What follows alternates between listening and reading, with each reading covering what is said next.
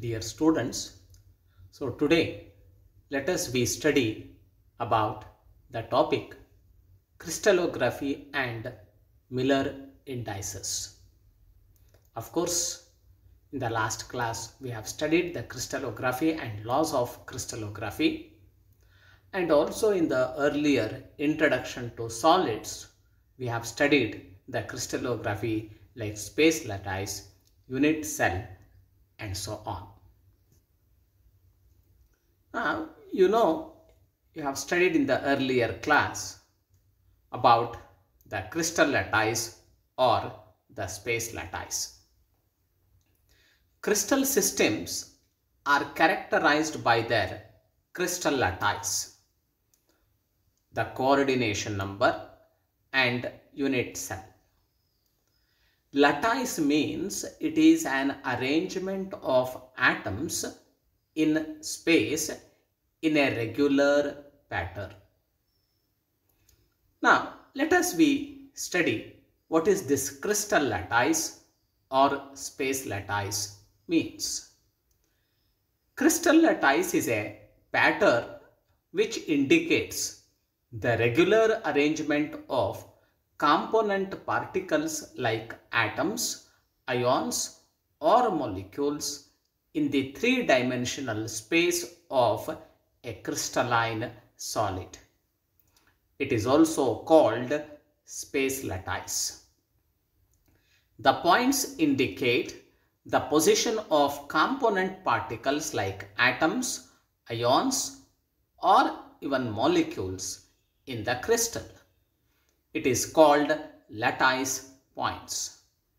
The vacant space is called interstitial space or the void volume. Here I have shown the crystal lattice of potassium chloride. Now this is a slide that shows about the meaning of the space lattice and the unit cell. So in this entire thing is known as the space lattice, which contains this small repeating unit. This small repeating unit is known as the unit cell. This is what I have said here. A regular three-dimensional arrangement of point in space is called a crystal lattice or a space lattice. Unit cell is the smallest portion of a crystal lattice, which when repeated in different directions generates the entire lattice. A unit cell is characterized by the three things, characterized by the planes and the angles. Here the three edges ABC I have shown. This is the x-axis, this is the y-axis, and this is the z-axis. The distance between on the x-axis, what is the distance? This distance is known as A. The distance on the y-axis is known as B, and the distance on the z-axis is known as the C. This is a regular pattern in this. The ABC represents the distance from a point, so on the edges, and the alpha, beta, and gamma are the angles between the two axes. Alpha is the angle between the y and z axis. Beta is the angle between x and z axis, and gamma is the angle between x and y axis. Now coming to the same descriptions here. A unit cell is the smallest unit of the crystal lattice which describes all the properties of the crystal. The entire crystal consists of a large number of unit cells adjacent to one another in all three dimensions.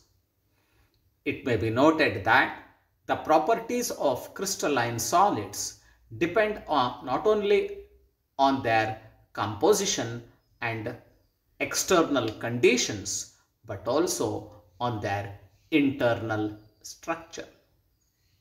For example, although the diamond and graphite are composed of the same substance, that is carbon, they have different properties. The difference in their properties is due to the difference in their internal structure. Now coming to the crystal systems. The shape of a given crystal can be described by the length of the three sides or edges, which I have shown as A, B and C, of its unit cell, and the three angles alpha, beta and gamma between the three axes of the unit cell. The length of the sides of the unit cell are called primitives or crystal axes, and the angles between the three axes are called interfacial angles.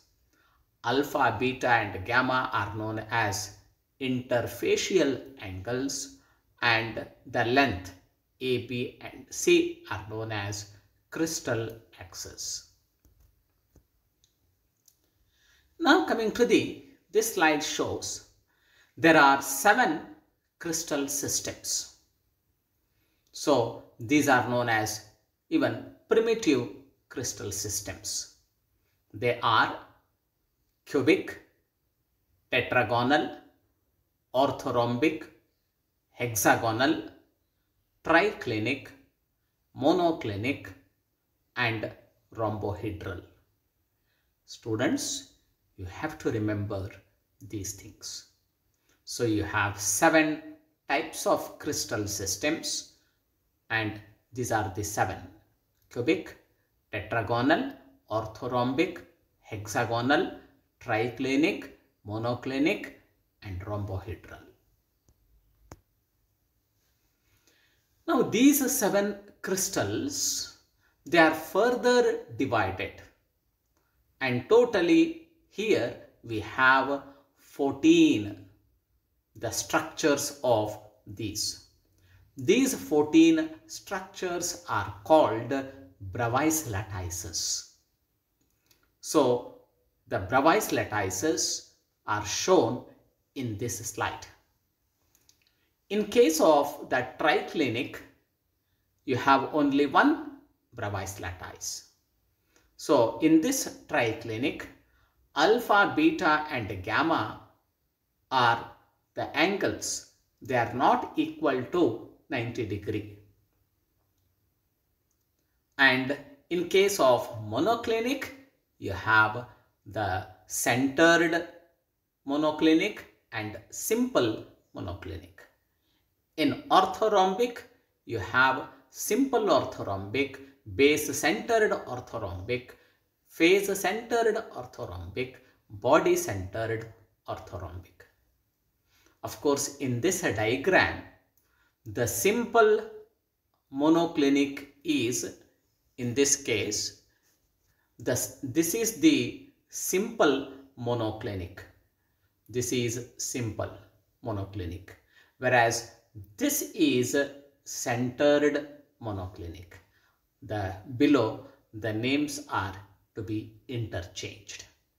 So this is the simple monoclinic, where all the faces are you don't have only the faces, and centered here you have an atom at the center, hence it is known as centered monoclinic. Similarly, in the case here also, this is the phase centered, the orthorhombic, and this is the body centered orthorhombic, because in this diagram the one of the atom is at the center of this body. The names are to be interchanged. And similarly, we also have the cubic system. We have simple cubic system, body-centered cubic system, and face-centered cubic system. So in case of tetragonal, we have simple tetragonal and body-centered tetragonal.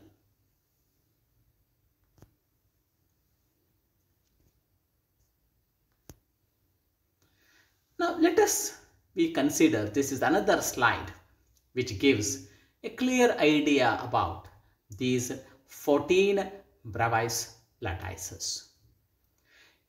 You have 7 crystal systems.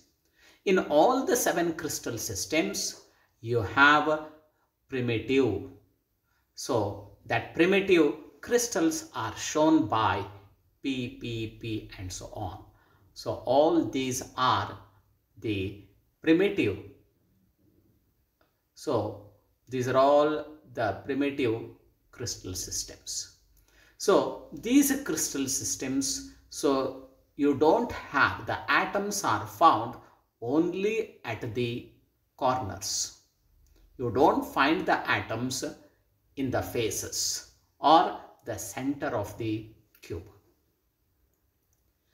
Now, in cubic system, you have the primitive, that is called the simple.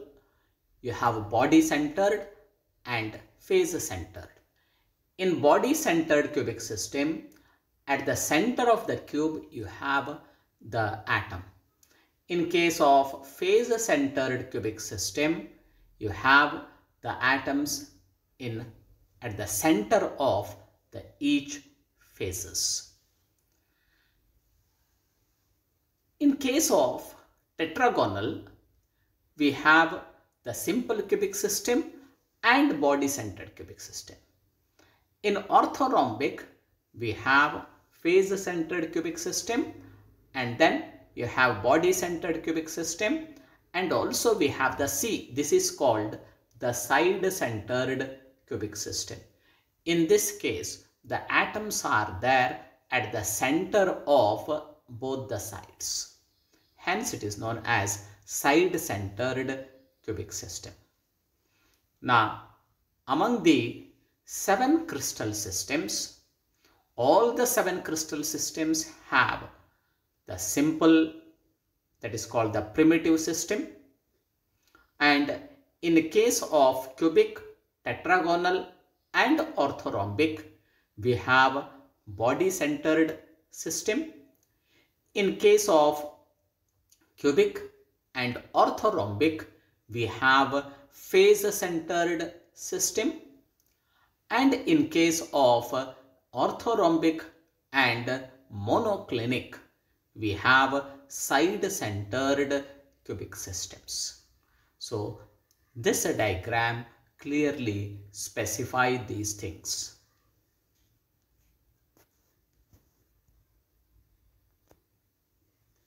Now, the same thing I have given for all these 7 crystal systems. Which are the examples and what about their angles?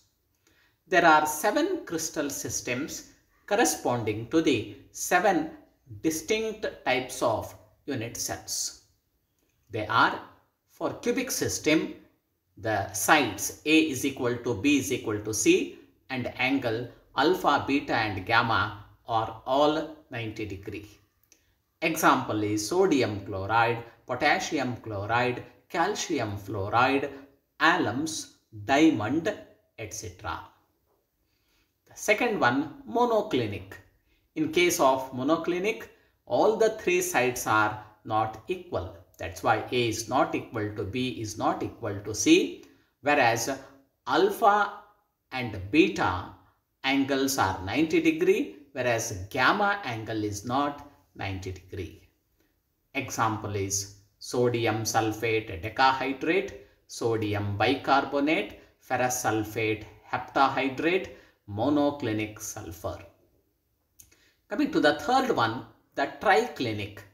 So in the triclinic, all the three sides are not equal, and here alpha angle, alpha is not equal to beta, beta is not equal to gamma, which is not equal to 90 degree. Example, copper sulfate pentahydrate, potassium dichromate and boric acid. Coming to the fourth one, tetragonal. In case of tetragonal, A is equal to B, but B is not equal to C. Here alpha is equal to beta, but beta is not equal to gamma, which are all 90 degree. Example, nickel sulfate, white tin, stannous chloride, titanium dioxide, etc. The fifth one, orthorhombic. In case of orthorhombic, A is equal to B, but B is not equal to C. Alpha is equal to beta, beta is equal to gamma, which is equal to 90 degree. Example, potassium nitrate, barium sulfate, magnesium sulfate, heptahydrate, rhombic sulfur. Sixth one, rhombohedral or trigonal. In this case, A is equal to B, B is equal to C, and alpha, beta and gamma all are not equal to 90 degree. The example, calcium sulfate, the sodium nitrate, potassium permanganate and so on. Lastly, the hexagonal. In hexagonal, A is equal to B, but B is not equal to C.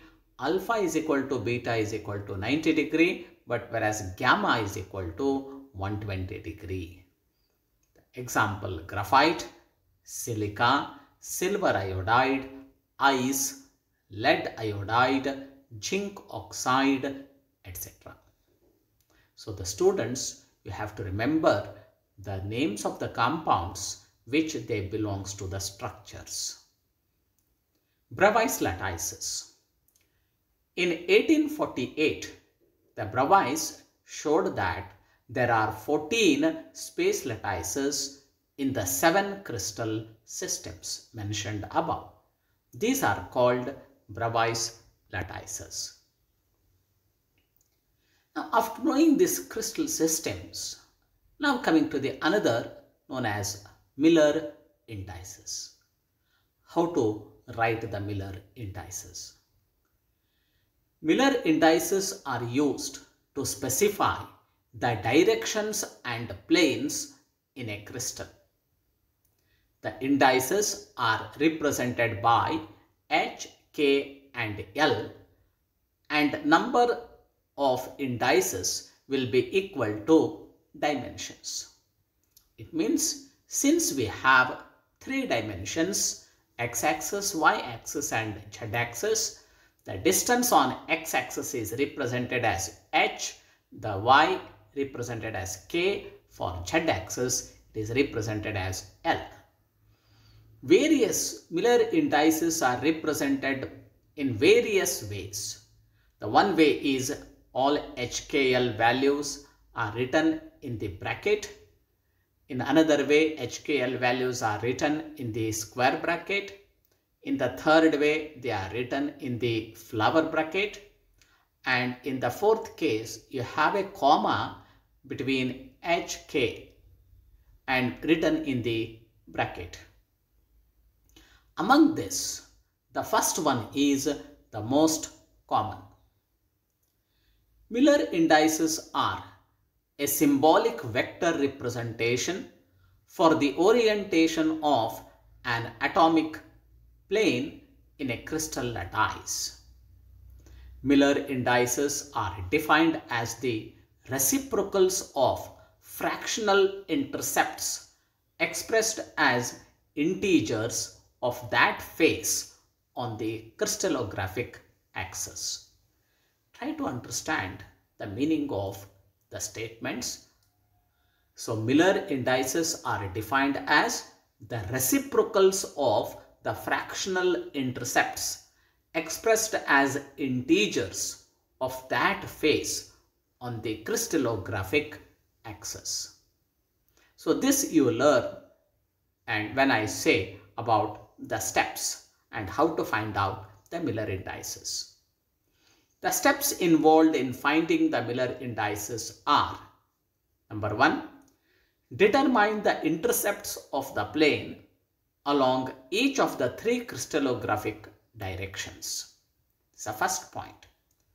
The second point, measure the distances of the intercepts from the origin in multiples of the lattice constant.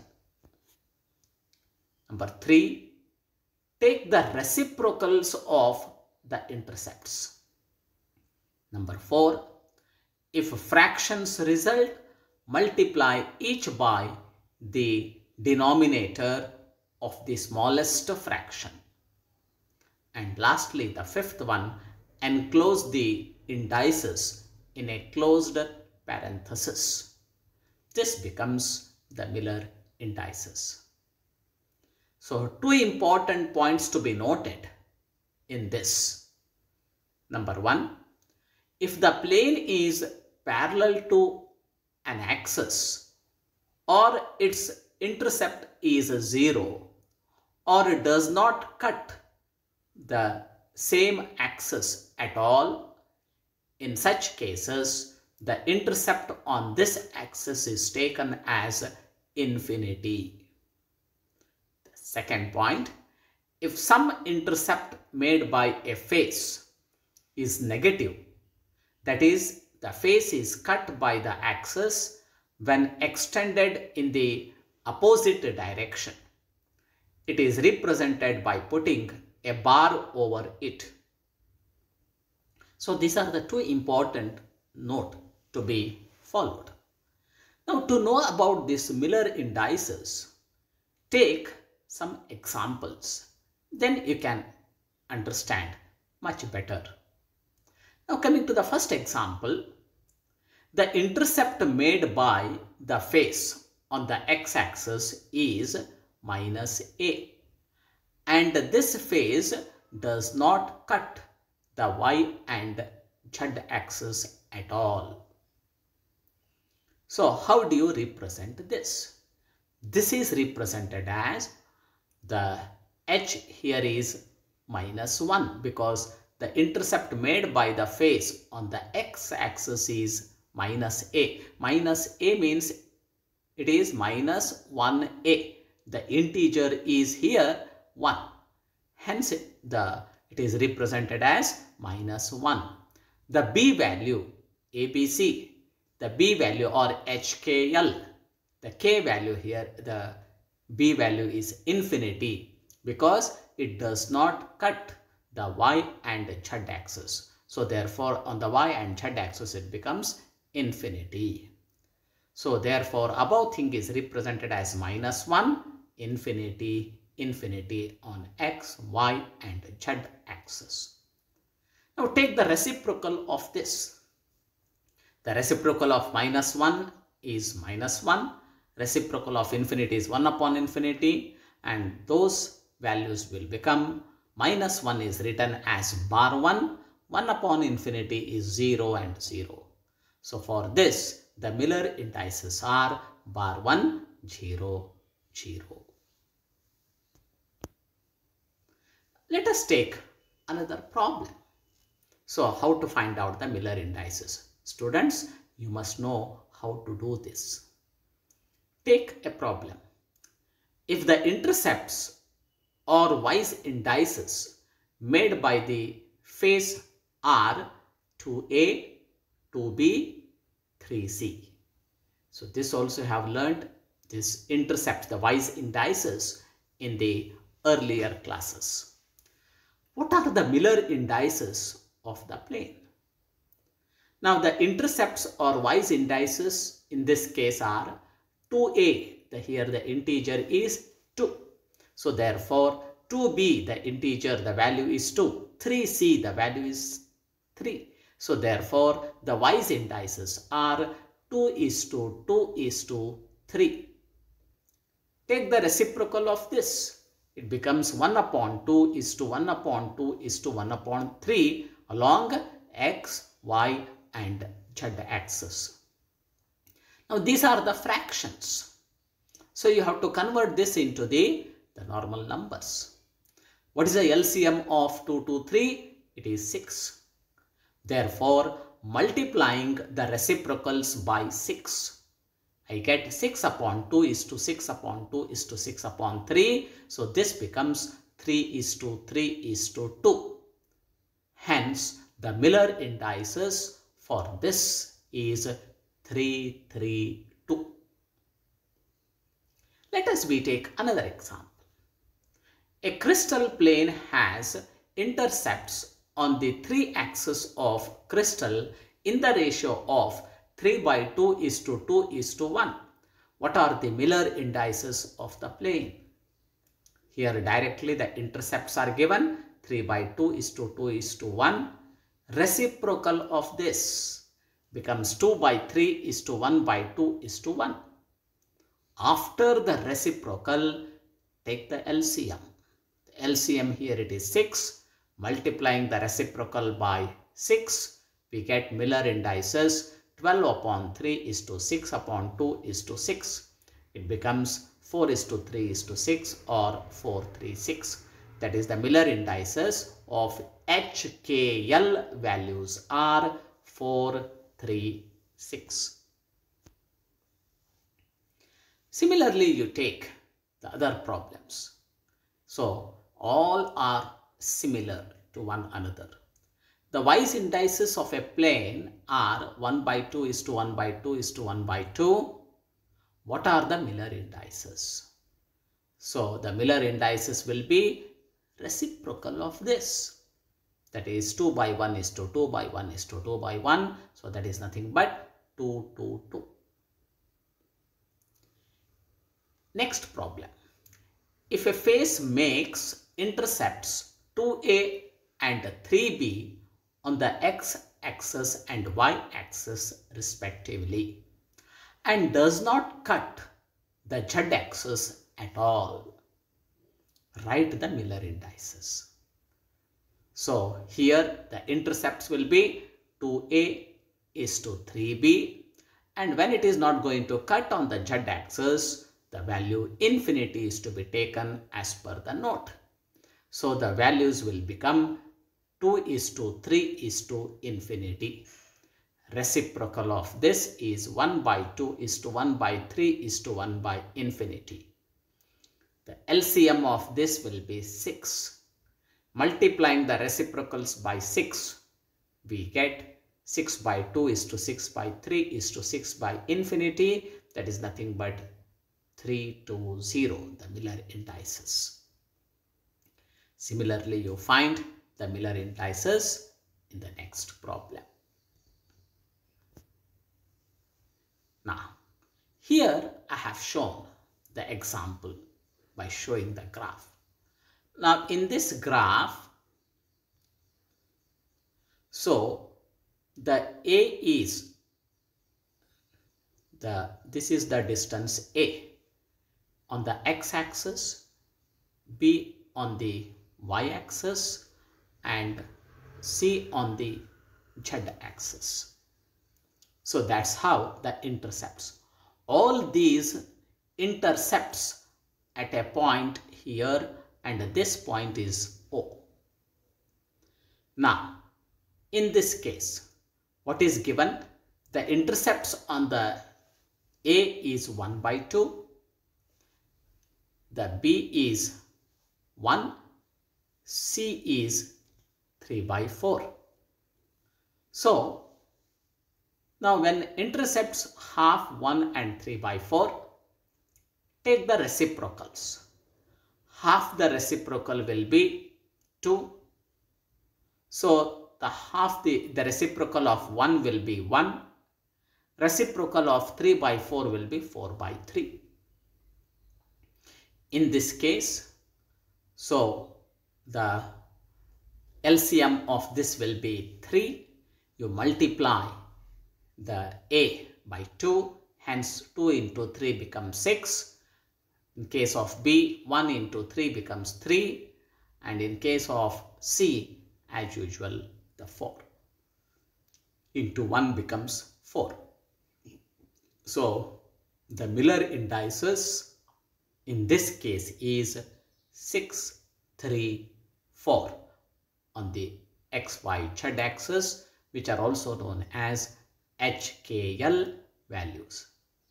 I think the students from this diagram, you might have understood the meaning of Miller indices and how to calculate the Miller indices. Now this is the diagram. Also I have shown the how to write the Miller indices. In this, coming to the first one. So in case of first, you see this plane. This plane I am considering now. This plane cuts the x-axis. But this plane is not going to cut the y-axis or z-axis. Therefore, the Miller indices for this plane, it cuts on the x-axis, so the x-axis, the first will become 1. So it is not going to cut the y and z axis, it becomes 1 upon infinity, 1 upon infinity, so the values becomes 0. So the Miller indices for this is 1, 0, 0. Now coming to the next one. In this case, this Miller indice, this plane, this is the plane, it cuts on the x-axis as well as it cuts on the y-axis. So when it cuts on both the axes, so the h value becomes 1 and the k value also becomes 1. Since this plane is not going to cut the z-axis, therefore it becomes infinity, 1 upon infinity becomes 0. Hence the Miller indices for this particular the third one. This is a plane.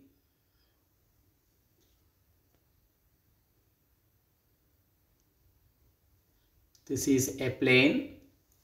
This plane cuts the x-axis, it cuts the y-axis, and also it cuts the z-axis.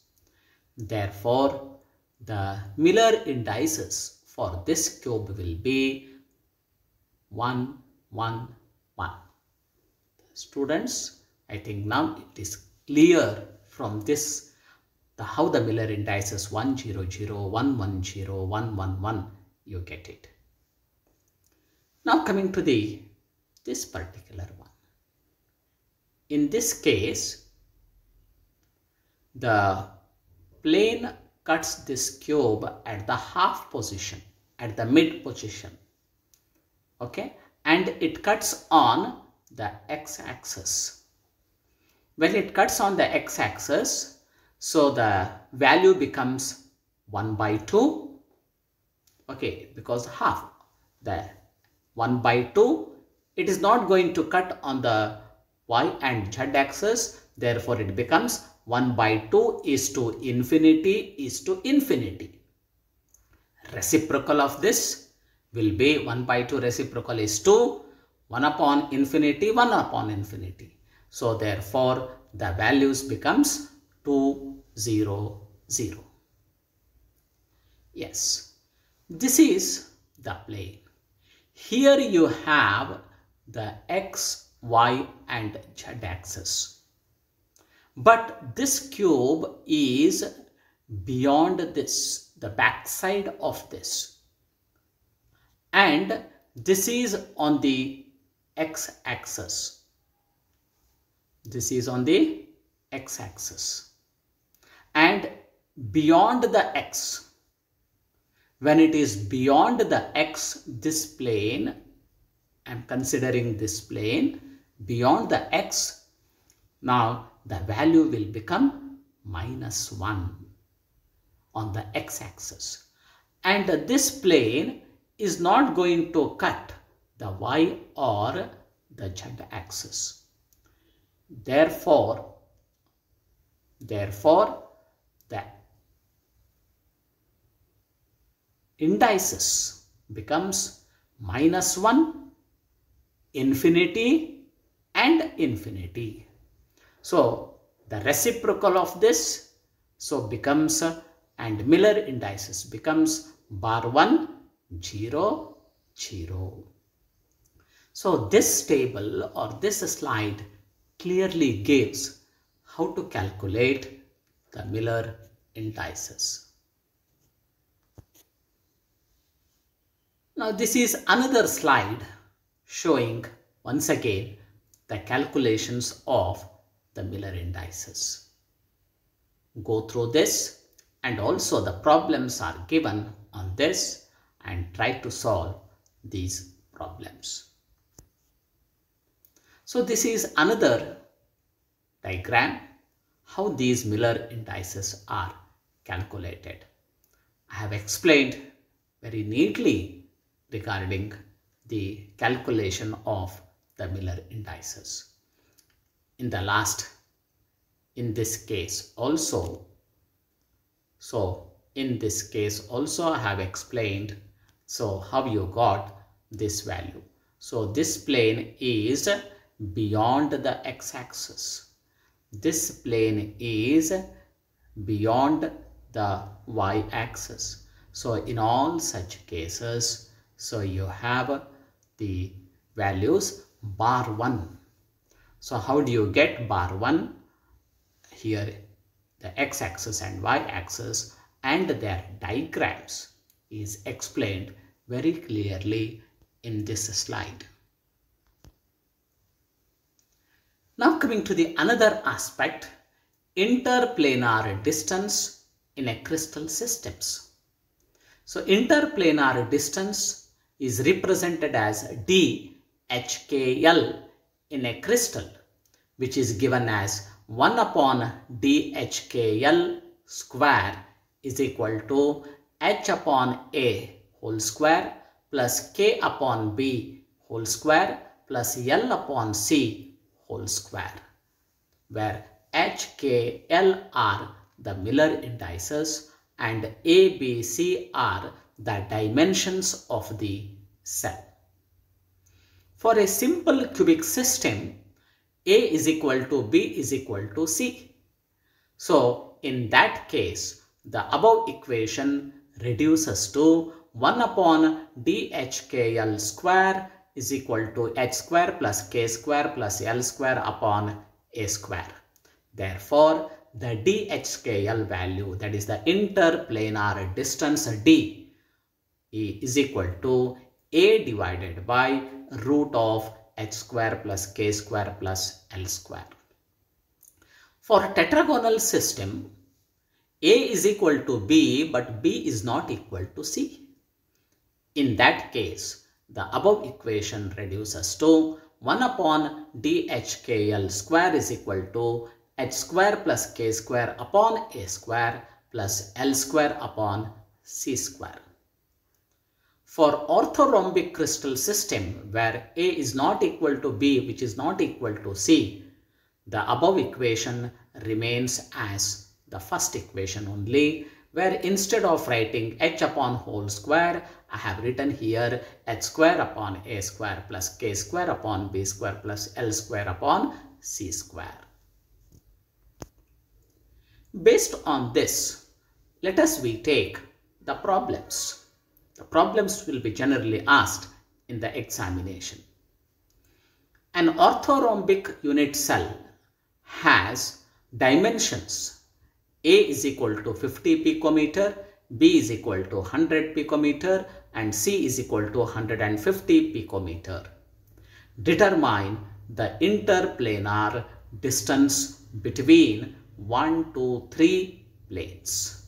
So 1, 2, 3 means these are HKL values. Here H is equal to 1, K is equal to 2 and L is equal to 3. And A, B, C values are given as 50 picometer, 100 picometer and 150 picometer. Substitute these values in the equation and the D 1, 2, 3, that is the interplanar distance, is nothing but here you get 29 picometers.